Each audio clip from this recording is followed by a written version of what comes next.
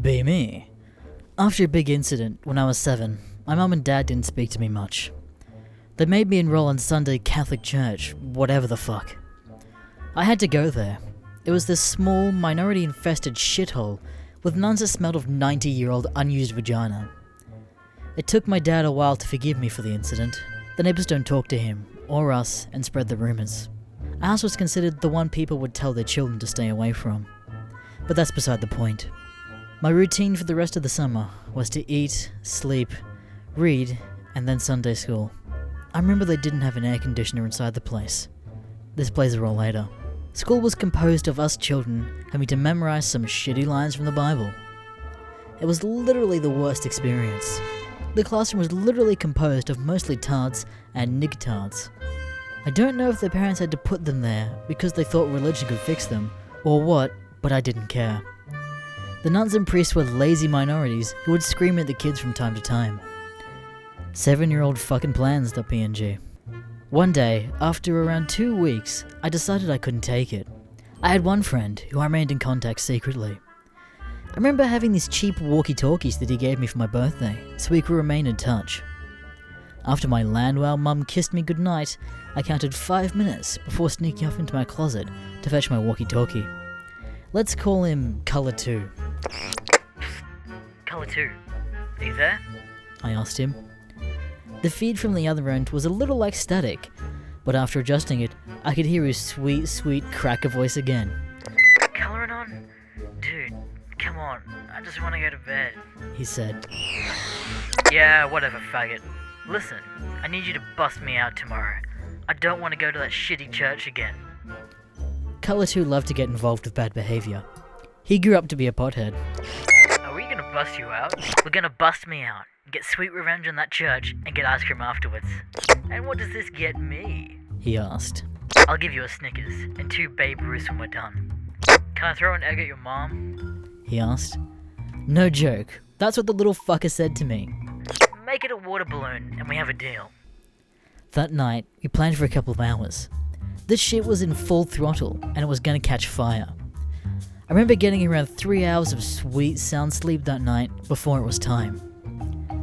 In the morning, I had to take a huge shit, but couldn't, because I had to shit in some bag until my wounds healed. I didn't have the time to shit in the morning. The landau drove me to church before waving goodbye and taking a huge bite out of 3 burgers.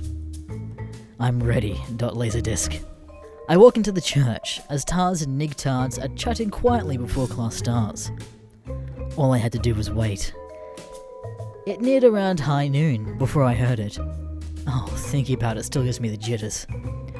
The stupid minority priest was interrupted by a loud, urgent knock at the door, as if someone's life depended on it. One of the nuns got to the door to realize that no one was there. They went back to what they were doing and stupidly closed the door. There was a much louder knock this time, and more urgent too. While they were checking the door, I asked if I could run over the daycare to go to the bathroom. When I walk over to the stalls, I turn on my walkie-talkie. Colour 2, you're perfect. Now you just have to do the thing that I don't want to mention to the readers until it's time. It takes 5 minutes for me to get a giant turn and put it into the bag and put it into my backpack. Now, as I walked, all of my tards were playing games, while the priest probably molested some downies in the staff room. Perfect timing. I slowly take the shit out of my backpack and put it right under the main altar. Forgive me, Jesus. The door was now open, so I could see Colour 2 doing the thing as we planned. This was literally the craziest thing I've ever pulled in my entire life. Now that everything was perfect, I decided to make some friends. I go up to a huge downy girl and say, "You're pretty," and walked away. She tells me all of her friends that I'm her boyfriend and tries to hang out and follow me. It's all part of the plan. The priests and nuns come back out of the staff room with a little boy who looked like he was crying. I swear one of the priests had a bulge. As I settle down the children and they get back to their seats, I tell the downy to sit next to me. She really wants to be near me. The priest is halfway complete in reciting quotes from the Bible when he notices she's not in her right seat. But, he's my boyfriend, she tells him. Everyone gags and giggles and goes, "Ew!" This is the perfect opportunity. I don't like you, I told her. The other landwell starts to turn red and blue as she lets out a violent shriek. It has begun, that AVI. You see, the priest had to go to his little stand at the front of the room to grab his hammer, where he would bang it down if the class got too loud. But this time, there was a surprise waiting for him. The heat of the room, with no air conditioner, made my huge shit really, really hot and smelly. It was turned into a small puddle on the ground. The priest picked it up and started screaming as he got it all over his robes. The children went into militia mode as the first nigtard stood up and pulled down his pants and yelled, "Oh, pee!" and proceeded to pee on the floor. The tards and nigtards went into a frenzy, biting everyone and slapping each other. I ran out the door as they overpowered the nuns and broke the windows in the statue of Jesus. Color 2 was out there waiting for me on the bike. "Let's go, let's go, let's go, let's go!" I told him. We drove as fast as we could that day. On our bikes, as we left church, I asked him, "Did you do the thing?" He grinned as he pointed to the parking lot.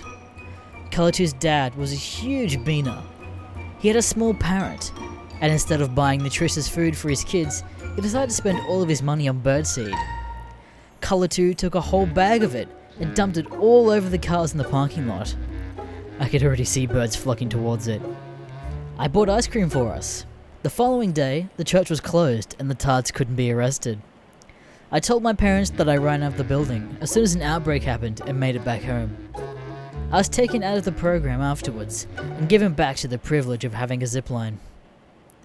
So much fucking wind that day.